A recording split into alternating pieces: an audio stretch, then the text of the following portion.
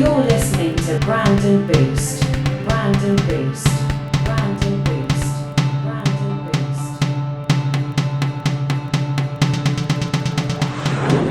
Boost. We're waiting for the grant from Samwell Council for a massive podcast studio. We have to do what we can. Fine, so welcome everyone to episode 12. We're talking accounts and finances and profits, hopeful profits, with the lovely Paul and Emma today from Get Smart Accountants. You go first.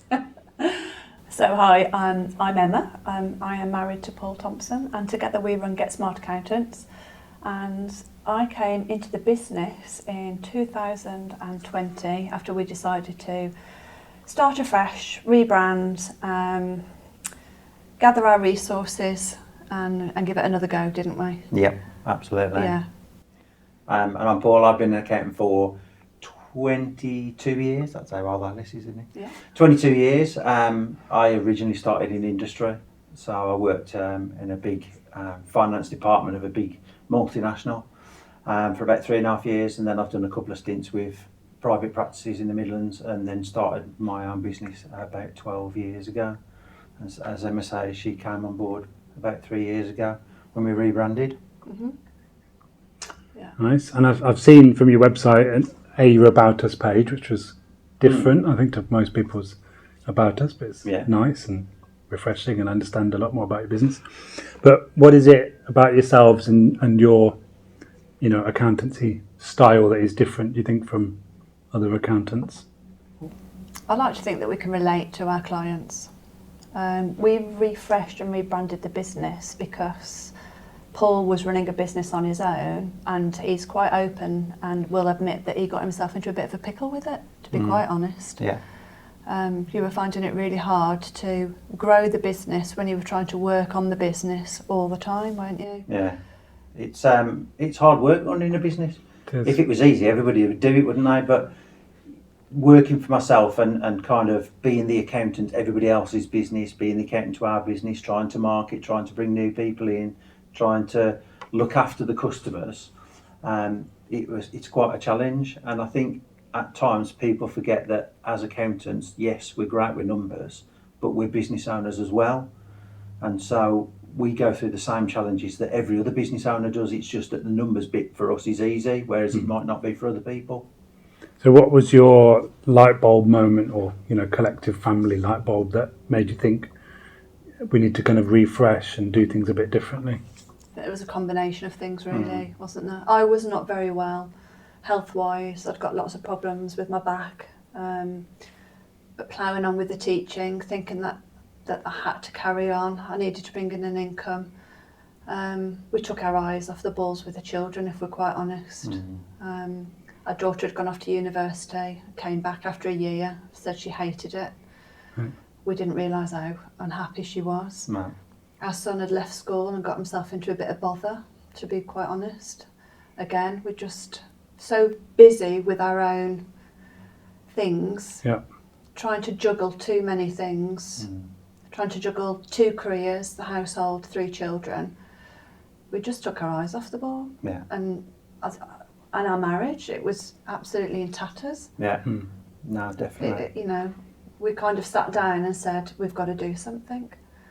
We've either got to call it a day, tell the kids, or we've got to pull together. And we decided for the latter. Yeah. We pulled together, and I think you'll agree that our relationship is better now than it's ever been, right from when we first got together 30 years ago.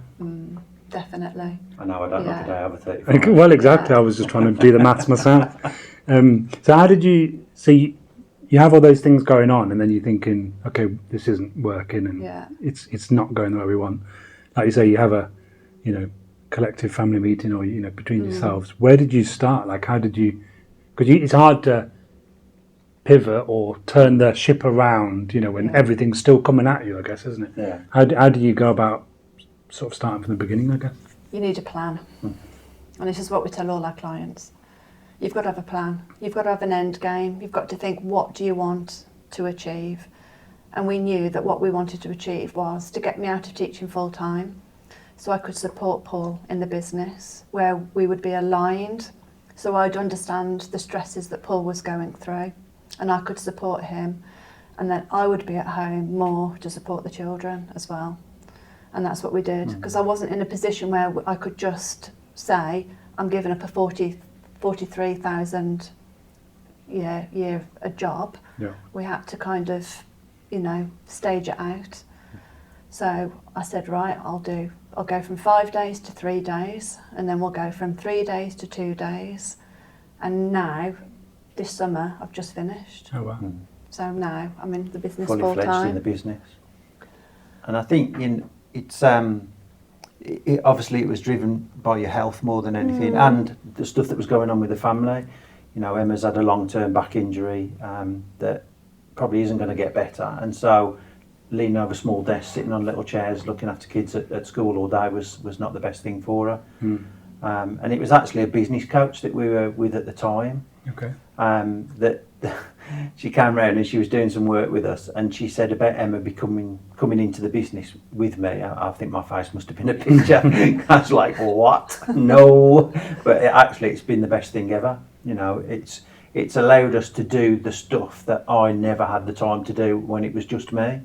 The social media, the marketing, the website, the customer relations and all that. I never had time to do it. I was too busy doing the accounting work that people were paying me for. So bringing Emma in has been brilliant. It's what's transformed our business and moved us forward greatly certainly over the last 12 months when you've been doing it more on a more daily basis every week. But over the last 3 years in general, really.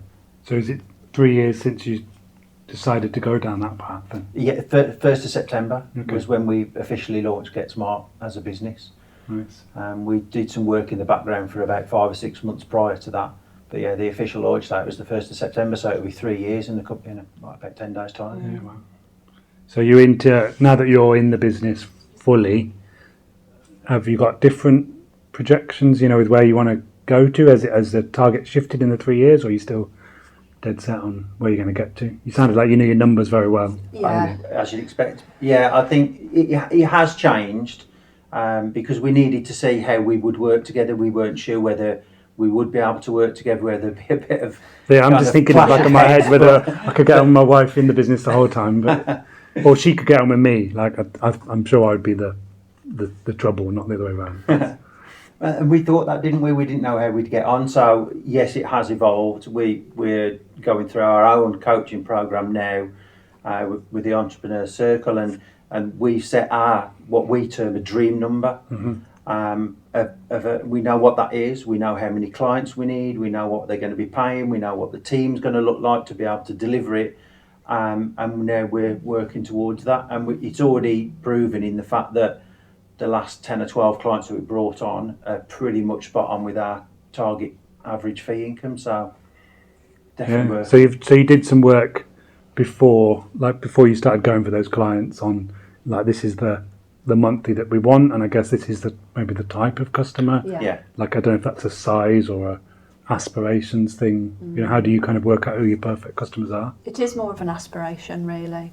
I do a discovery call with everybody that makes an inquiry. Okay. And the questions they throw people off sometimes because they know what they expect. Because I say things like, paint me a picture of what a perfect accountant would look like, and what would your dream life look like in 5 years? And they say, well, why are you asking me that? I said, because we need to know how to get you there. That's what we're here for. Yeah. We can crunch numbers all day, Paul could do that in his sleep. But what really drives us and what can really help you is finding out what you want to achieve. And if they've got that aspiration, if they want the growth and they understand the value that we can bring to them, then we know that they're the right clients for us. It's all about people first. From our perspective, it's not. Well, we're not an accountant that's typically seen to be working for HMRC. We're actually working for the business owner. So it's what do they want to achieve first? Like Emma said, what do they want in their personal life? Where do they want that to go? And we focus on that first, and then the business comes second. And really, the accounting, the day-to-day accounting stuff comes third. It's all about helping them to achieve what they want to achieve. And like a lot of people, a bit like, what do you want from a dream accountant? I don't think many people have ever thought that at all.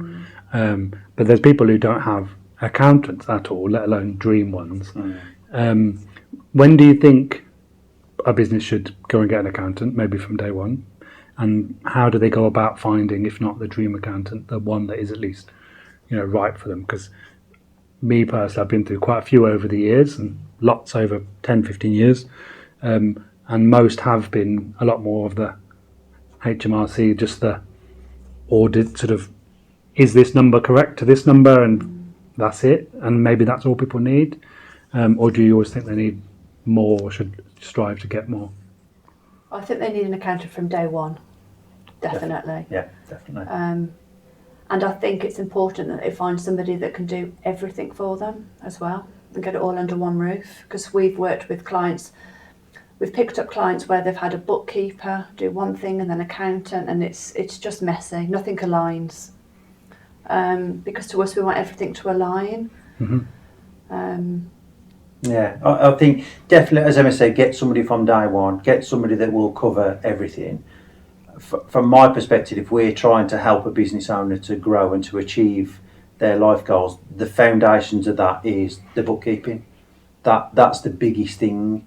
And like Emma said, the amount of mess that we've seen that has come from people who actually claim to be a bookkeeper, but they're a bit of this and a bit of that. There might be a VA, there might be a bookkeeper, they might do some telephone sales. They're not experienced or qualified maybe in what they're delivering. But the bookkeeping is the foundation to everything. If that's not right, when you're looking at monthly management accounts or doing some cash flow forecasting, it just throws everything out. So actually you're looking at rubbish data and it's giving you rubbish information. In terms of what type of accountant to look for, have a look around, look at their social media, see what they're actually doing, and if they're not putting anything out, how are they helping business owners in general? So what help are they going to give to their clients? Ask to speak to some of their clients, see how the accountant works with those clients, and maybe look for somebody that specialises in your industry. Not every accountant's niche. We don't niche in terms of a particular sector, but we do niche in that mentality, as Emma mentioned earlier. So have a look at accountants and see what it is that they offer. Take advice, but do it from day one. Yeah, I see a lot of people who have the bookkeeper on the monthly and then an accountant to do the end of year accounts, which I guess they just scroll to the last page and see if they made any money or not, allegedly, and then file it, and then that's the last they see of it for another 12 months. Yeah.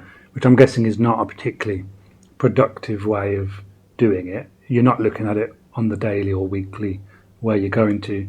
Do you think a lot of, I guess most accountants will offer management accounts and things, but maybe most people don't take them up on it? Yeah, and that's probably because they're not told what the value is. So where we know our dream number, if people know what it is they're trying to achieve and where they're going, then they've got a number they're trying to achieve. We do a bottom-up P&L, so we'll start with that number as the bottom of the P&L, because if you need to make £200,000, well, that's what the minimum the business has got to make after tax. Yeah. Reverse engineer that back up to give you a turnover, then you've got something to work with. Put that into a budget for the next 12 months so that you can see what you need to be doing each month, and then use management accounts to track whether you're on track to do that, whether you're going to hit those targets, whether you're exceeding them. Brilliant. What have you done? Can we replicate it? If they're not hitting their target, why is that? What went wrong? What do you need to do to put it right? So it's about understanding the benefit of management accounts. Most people probably see them as doing, well, you're just doing the same throughout the year as you do at the year end, so why do I need them throughout the year? But that's the real reason, to keep you on target. And why do you think most accountancies don't do that bottom up and they sort of do the top down, and then you get this profit figure which may or may not say exist in reality?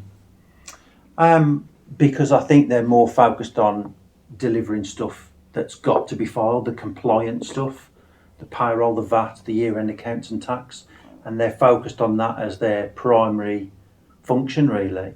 Whereas as we've said, for us, it's about the people. It's about the person behind, or the people behind a business, and what they want to achieve. And it's not always about money either. You know, it could be that somebody wants to take 8 weeks off a year because they want to spend the 6 weeks holiday with their family, but they've still got to generate enough income to cover that 6 weeks when they're not working. Yeah. It might be that they want to work from 9 till 3:30 because they want to take the kids to and from school every day. So it's not always about an out and out financial number. It could be about more time to spend with family. It's interesting, isn't it? Because most people don't set up a business. We might all want it to earn money, but that's kind of a very vague target. But most people don't do it to end up with a very full-time job, and it ends up being more than full-time, and you know, 18 hours a day and 6 days a week minimum and all the rest. Which I guess, if you're looking at the numbers in the way that you're saying, you hopefully don't need to. I guess it takes a bit of pivoting, but looking at what you actually require, and be it in terms of time or money, and then working back to see what they need to actually do. Yeah, because I think a lot of us end up with a job that just pays us less than when we were in employment. Yeah, pays you less for doing more, definitely. And it comes with a lot more stress. Yeah. Everybody sets up a business with a dream in mind, don't they? Yeah. Let's be honest. And all we do is tap into that. We tap into that from day one, and then that's what we work towards. And like Paul said, with the management accounts, we set things like scorecards, you know, KPIs and everything like that, so we can keep track, make sure that they are going to achieve those. Because there's nothing more rewarding than a client ringing us up and saying, "Oh, I've just brought that, you know, camper van that I've always wanted," or "I've just booked that dream holiday that we've been working towards." I mean, for us, that's just, it's amazing, isn't it? Yeah, it is. We've got a client, I'm sure he won't mind us naming him because he's part of our marketing anyway, but James, and he runs, he's a photographer, videographer, but he does a lot of stuff for commercial buildings, fly-throughs in warehouses. Okay. He's done a lot for building sites, you know, where they're building, you know, 500, 1,000 houses, and doing videography of the stage of that. And we've helped James in the 5 years he's been with us go from a sole trader that was into higher rate tax quite a bit, but actually only turn over about 80, 90,000. This year he's targeting himself with 350,000 turnover.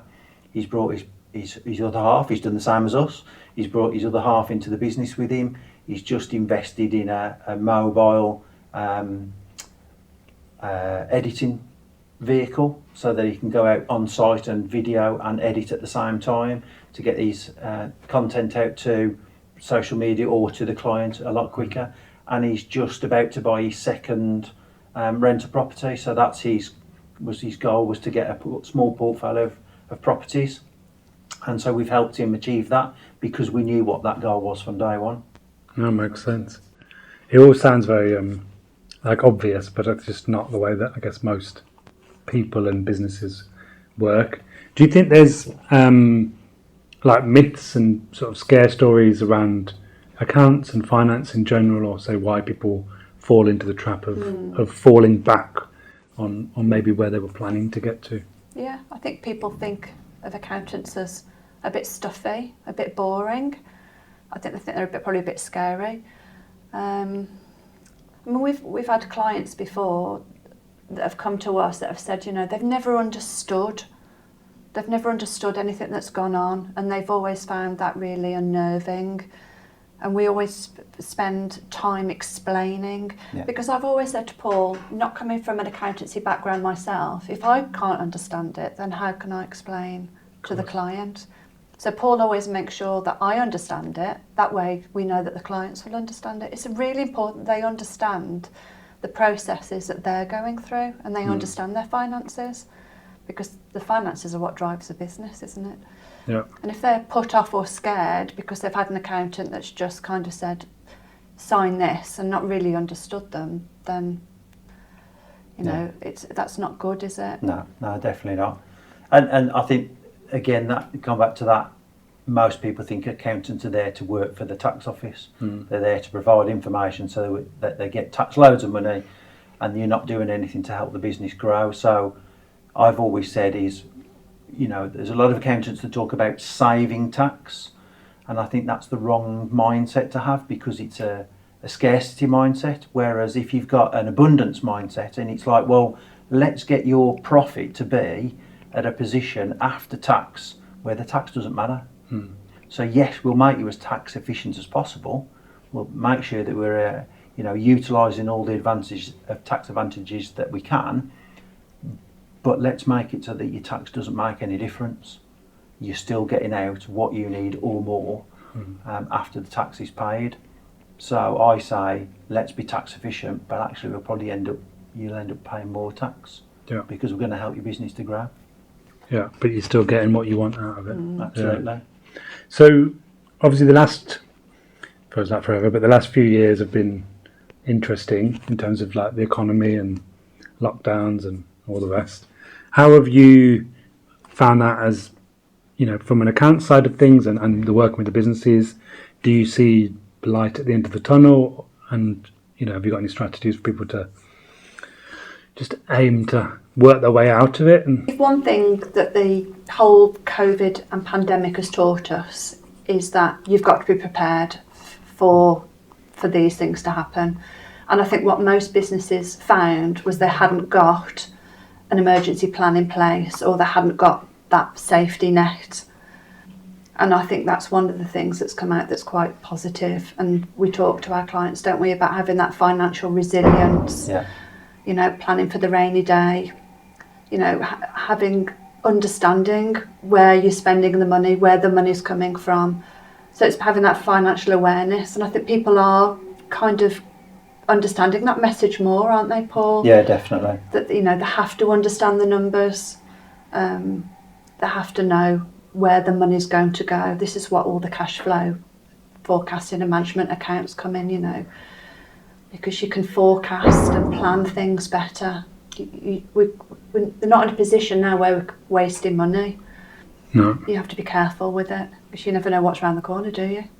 I guess it's kind of all come back to the management information and things like that again, that if you're not looking at the numbers and not paying attention to all of your costs and things, then your suppliers stick up their prices, or your energy bills have gone up, or there's so many areas where you can be losing margin and all the rest. Yeah. Absolutely. I think the pandemic as well also highlighted the amount of people, similar to what Emma said, that haven't got a contingency fund. They haven't got 6 months worth of overheads set to one side, that if something happened in their business, it doesn't need to be a pandemic. You could have a fire that would render you unable to work. You could have an accident. You could fall ill. You need to have that kind of contingency fund there to cover you at least 6 months. Yeah. So do you work with businesses to try and implement that then, as well as this is where you want to get to in 5 years, 15 years, making sure that they've got a safety pot as well then? Yeah. Yeah, definitely.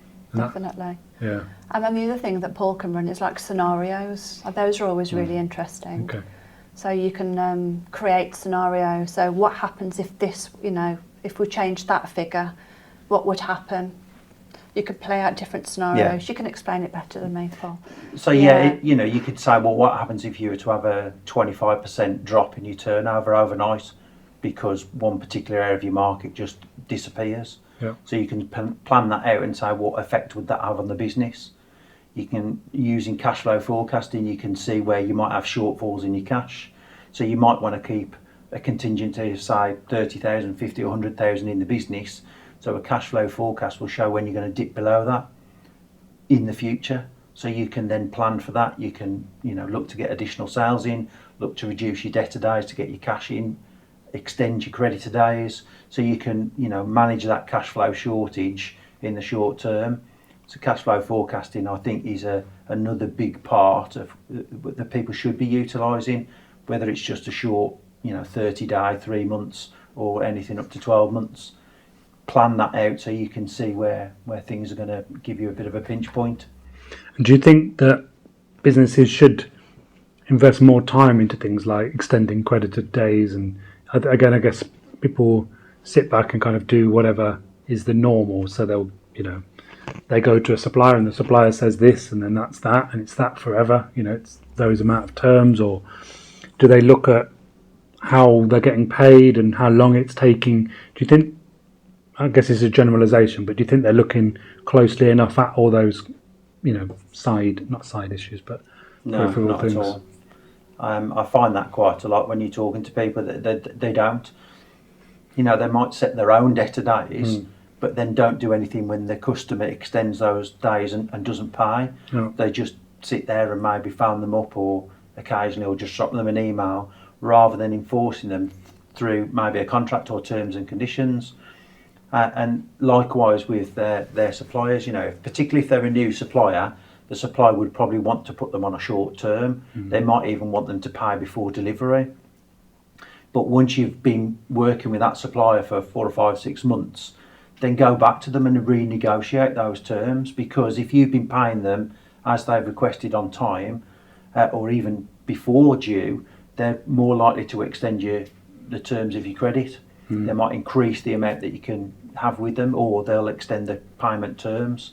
Yeah, and that can make a massive difference to your cash flow. Can't Yeah, absolutely.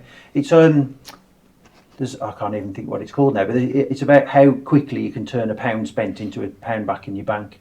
Okay. So it's how quickly you can, buy your product, or, the items that you're selling or the service that you're selling. How quickly you buy that in, to how quickly you sell it, to how quickly you get paid for it, and how long it takes you to pay out. It's about getting that cycle of cash back into your business as quick as possible. Interesting. I see it a lot. I mean, one of the problems that not we have, but some of our clients have, is working with people like Amazon and all that, who then suddenly impose these like big reserves on their accounts, 30% caps and all that. I guess again, that's where running the scenarios could have been useful. Yeah. Maybe a bit after the fact, but if suddenly 30% of your money's locked away for 60 days, what are you going to do? Because a lot of them now, it's all been in the press the last few days, I think. They're just about to buy all their Christmas stock, and then their money's stuck. Yeah. I guess there's not a lot you can do other than maybe getting a loan. Yeah, well, I suppose a loan, or you could just try and extend your creditor days with other people. But yeah, that's going to be quite tough, like you say, at this time of year, where kind of, especially the e-commerce business is going to be buying their stuff in to sell for Christmas in kind of November through to Christmas, right up to Christmas Eve, I guess. Yeah. And if they haven't got the cash available to do it, that's going to be quite tough for them. But yeah, you're right. It's like shutting the gate after the horse has bolted, but doing that would have helped, because they could see, was it already locked away, some of it already, and they've just increased the amount? I think so. Yeah, I mean, they just keep increasing it, I think. Right. Okay. So planning that out. If you already know about it, kind of plan scenarios of increased amount that's going to be locked away.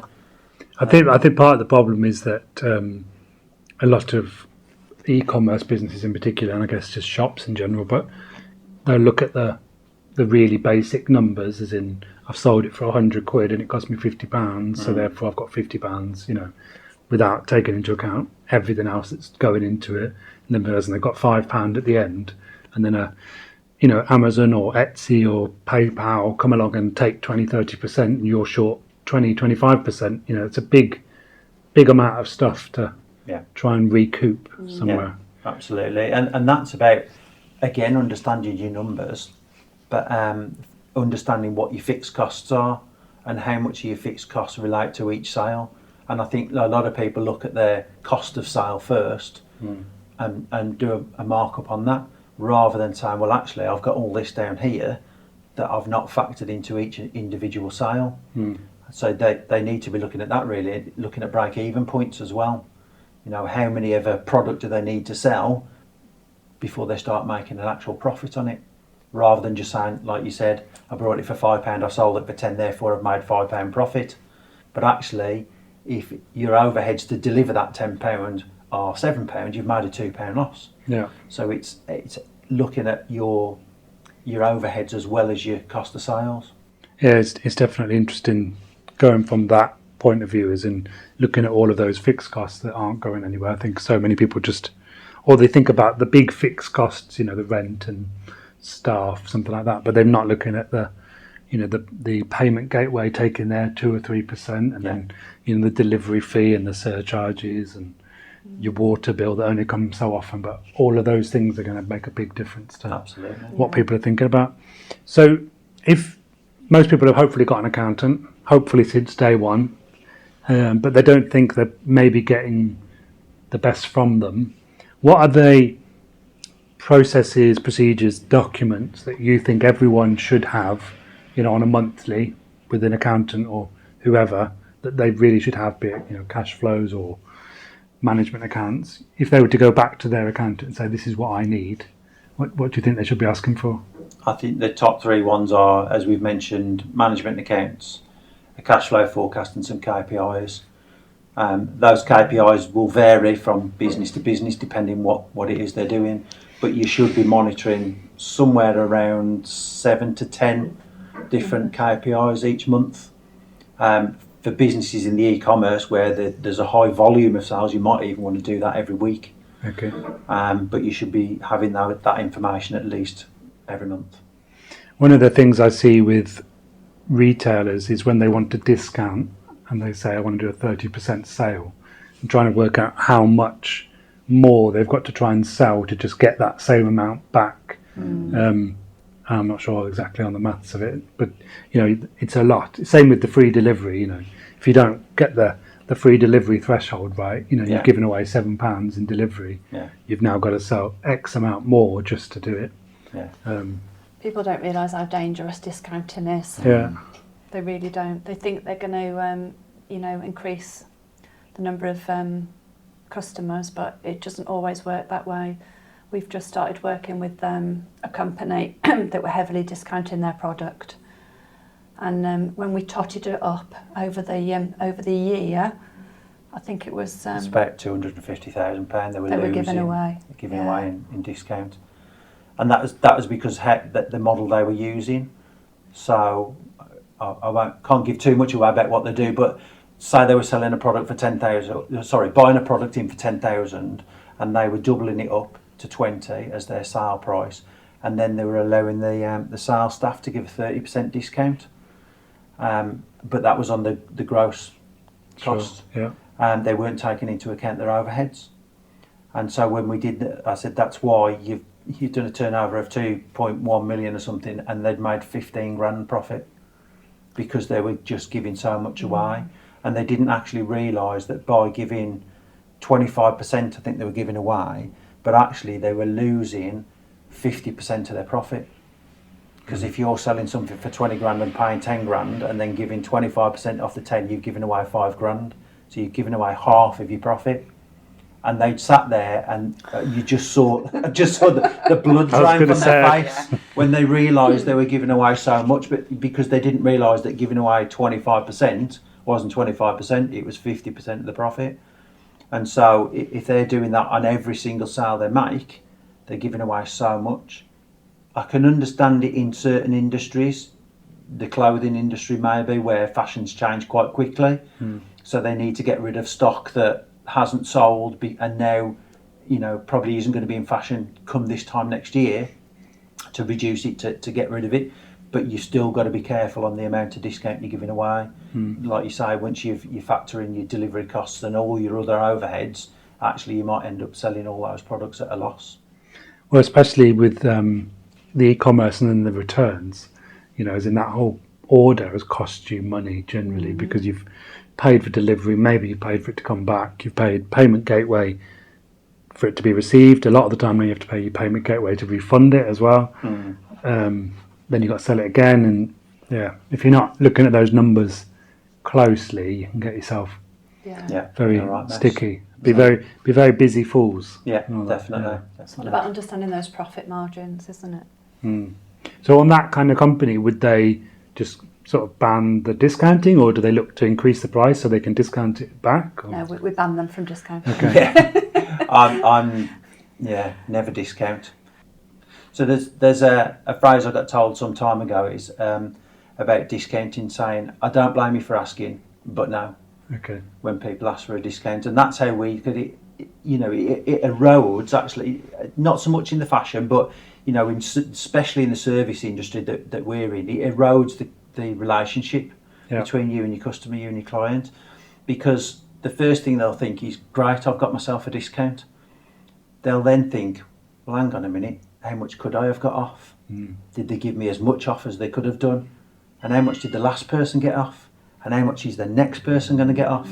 And before you know it, you've eroded a relationship before you've even got to work with them. So for us particularly, our price is our price. It's fixed. We can reduce the price, but we have to take some of the service out. Yeah, that's exactly how I was taught with sales, is that you can, in theory, reduce the price. But yeah, which bit of the value do you want to take out rather than there is no discount. The price is the price. Yeah, 100%. And it will impact going forward if you just keep discounting. Like you say, you're always damaging your brand. And I see it a lot with e-commerce where they, their sales dip massively because all of their customers are waiting for a sale, and it's just a nightmare. Then the only way they get the profits or sales up is by suddenly doing a big sale, and then they have to do a bigger sale after bigger sale. The customer doesn't want 30%, they want 50%. And So there's that expectation, isn't there? Once you started it. Slippery slope. Expect it then. That's the job with the Black Friday-esque thing.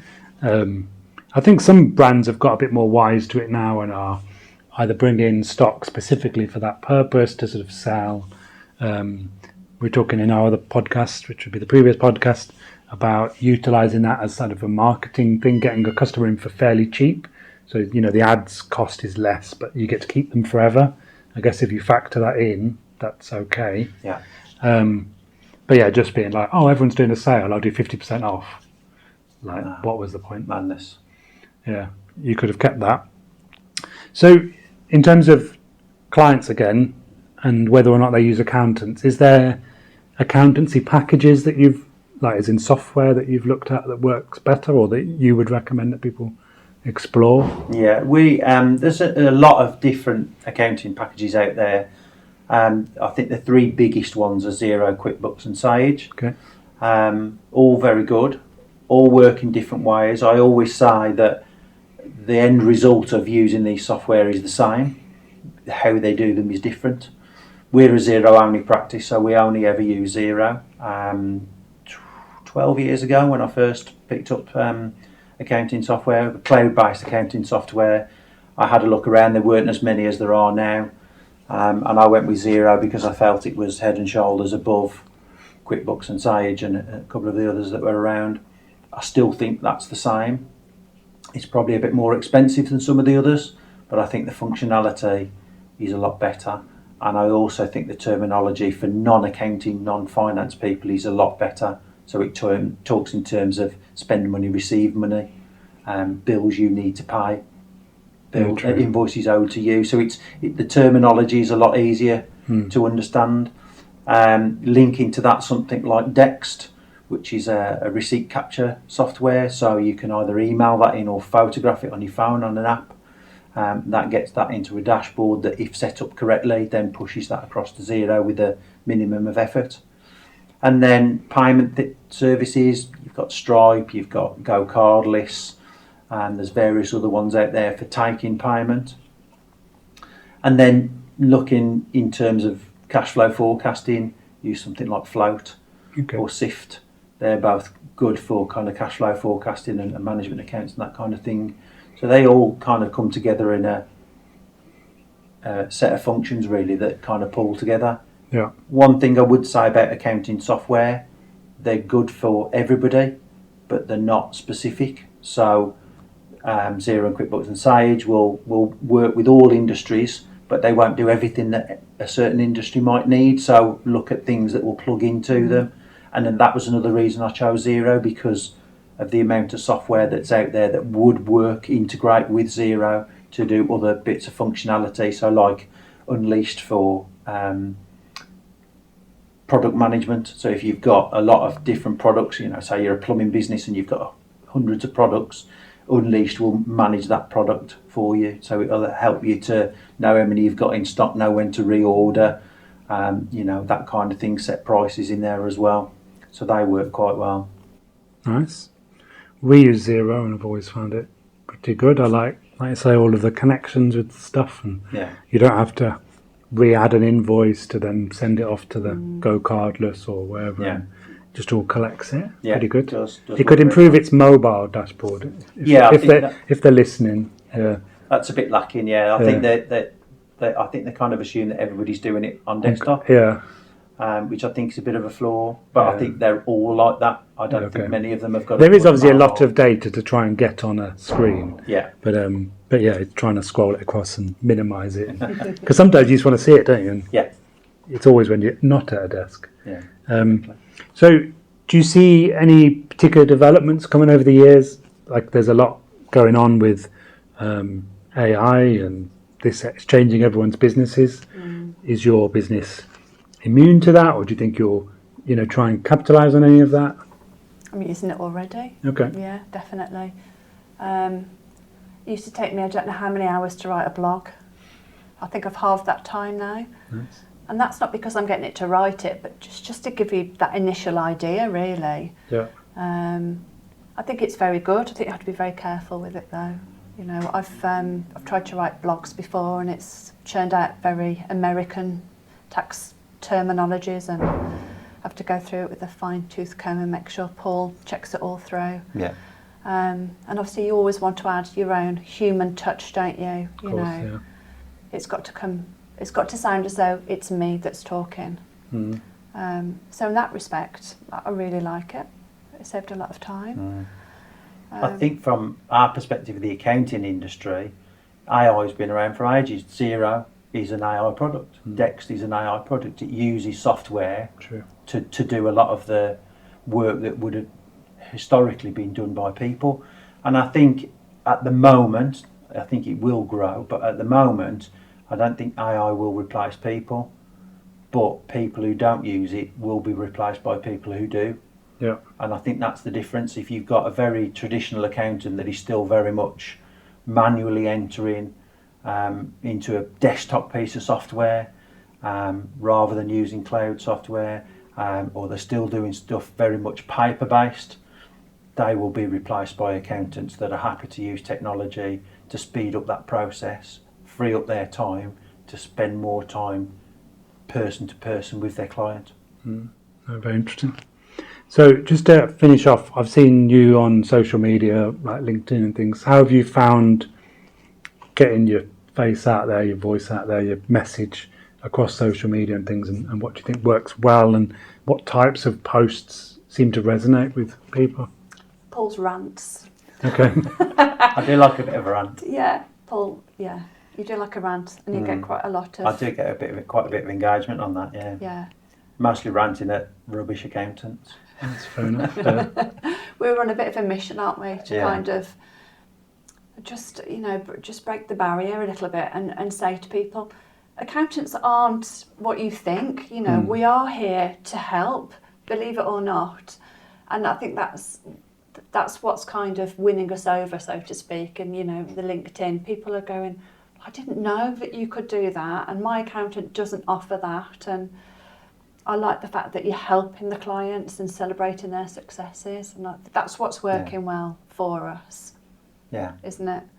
Well, I mean, we've just had some new business cards done. Emma's title on the business card is Director of Getting Shit Done. How many accounting people are going to have something like that on their business card? Because that's what Emma does. She just implements for us. Or anything that you see on social media, I might be in front of the camera, talking, but everything that goes out on social media is Emma. Everything on our website is because of Emma. And I think that's what works well with both of us, because as an accountant, you can be a bit stale in the way you come across, and Emma's made it more interesting. We've got more stuff that we need to do. We do need to get on TikTok. That's on our plan, isn't it to do? Yeah. But we are out on social media, we are on LinkedIn and stuff, and I think it is working well for us. We're certainly getting noticed more. Definitely, and I think going back to our story that you said about men, I think that just shows that we are human, and that we understand. It's not easy. It really isn't. I think someone said to you, if it was easy, everybody would do it, wouldn't they? Yeah, they start running a business. Yeah. And it just humanises us, doesn't it? I think people fall into the trap, don't they, of making everything so corporate and clinical. But then you can't engage with that brand, can you? No. And the only way you end up doing that is through things like social media, and you meet the founders and why they do what they do, and you do need that connection, don't you? Especially with the accounts and things where it is such an important and close thing to people. They can be really protective of it for the good and the bad, I guess. I thought your About Us was really good, and it did make me understand more about who you are, why you are, and why you're aligned. And I think it goes all the way back to the beginning, doesn't it? When you say you start with where do you want to get to? I think that is different. As much as it makes the most obvious sense, it's just not the way that it is it? No. I think another thing is we're not afraid to share our own personal successes, because we actually got pulled up on that. Okay. Someone said to me, and it was somebody that was in marketing, said you shouldn't do that because it looks so you're showing off that you're earning money off the back of everybody else. But my answer to that was, would you like an accountant that knows what they're doing, that can build their own success and share that success with you? Or would you rather have an accountant that knows nothing? Well, I know what kind of accountant I'd rather have. So what I'm trying to say is, if we can do it for ourselves, then we can do it for you as well. So why not share your successes? Yeah, no, 100%. I think as long as you've got that human side, that they can see that you're a genuine person and you're not just, flashing the Lamborghinis and all that, then I think... We're not quite there yet. Yeah. I don't mind just the Lamborghini. But, A nice motorhome, maybe. I wouldn't be able to get in and out anyway in my back. yeah, that's the trouble with all those kind of cars. Even my back would be useless. Is there anything else you want to talk about or think that potential listeners might benefit from? Anything we've missed? No. I think we've covered everything, but just to reiterate really about getting an accountant in right from the very beginning. If you're in your first year of business, it's key. Most businesses fail in that first year. So getting somebody in from day one, making sure that you're doing everything right and that you're on target to make some profit in that first year. Unless you're really, really driven, you're never going to get to your dream number in that first year, but at least you're on your way. And making sure that you're going to be as tax efficient as possible. It's the worst thing in the world, somebody being in business for 12 months, then going, I haven't got to do my accounts for 9 months, so wait until 8 months after the year end, taking something to an accountant who can't do anything with it because it's already happened, and then realising you've made a load of mistakes that's cost you a fortune in tax. That's never a good thing. So getting somebody in from day one, that would be my ultimate. But what about if they're a year and a half in and they've either got no accountant or they're not feeling they're getting very far? Is it hard to change from accountants? No, it's easy enough changing accountants. Yeah, well, we've made it easy, haven't we? Yeah. We've put steps in. We've acknowledged that people don't want to do it. They think it's hard. They think it's going to be a bit of a ball ache. So we've tried to systemise it as smoothly as we can. I even do a little video now that kind of says, welcome aboard and this is what we're going to do. We're going to take you through all these steps now, and don't panic if you don't hear from us for a couple of weeks, because we're just waiting for HMRC to do this. And I think that the biggest thing is if you've got an existing accountant, like Emma said, it's really easy. If you've got an existing accountant and you come to another accountant, you've just got to tell them that you're moving and let the new accountant deal with everything. The biggest sticking point that we find is the outgoing accountant is the problem, because they kind of drag their feet then in getting stuff done. Whereas for me, if somebody wants to leave, I'm like, that's fine, here's the stuff to go, and we can get on with the people that do want to stay. Yeah, and I can't understand why accountants want to drag that process out. I mean, we've got one at the minute where we've been waiting 4 months to get the clearance information, which is just ridiculous. Is there anything they can do, like if that happens, or is it just pressure on them to? Yeah, we put pressure on the outgoing accountant. We get them to as well, but it doesn't stop us doing what we need to do. Yeah. So they can move forward with us. It just creates a bit of a problem setting ourselves up with HMRC. But other than that, we can move forward, not a problem. And what about for people who are quite far in, and either they've been doing it, or their mum's been doing it, or the dad's been doing it, and maybe they've been using Xero, maybe they've been doing it wrong, and they're scared they got themselves into a bit of a muddle? We try to reassure them that yes, but we can sort that out. Nothing's unsurmountable. It's easier for us to put it right than it would be for them to put it right. It would have been easier for us to do it from the start, but that was the choice they make, and we don't, tell them off for that. Yeah, of course. But we just help them to get on the right track. And I guess the sooner they do it, the less mess they're just going to keep adding. That's it. Yeah, putting it off is just going to make it worse. Yeah. So if you think you've not done it right, if you think you have made a bit of a hash of it, then get somebody in ASAP. Nice. Great. Well, if you just want to give your website and where they can find you, maybe on LinkedIn and Yeah, certainly. So we've got I don't know where a little bit of paper's gone. We've got a link tree. Okay. So linktr.ee/Get Smart Accountants, and that's got the link to all of our social, our website, and even a few good downloads, ebooks that they can have a look at. Nice. So if they just go there, everything is there. And I saw on your website you've got like a checklist as well. Yes. You can download. Yeah, that's very 20-point popular. checklist. So that just compare us to your current accountant, 20 points to check against. We've got a guarantee in place, so if we don't live up to that 5-point guarantee at the bottom, then we give our clients £500.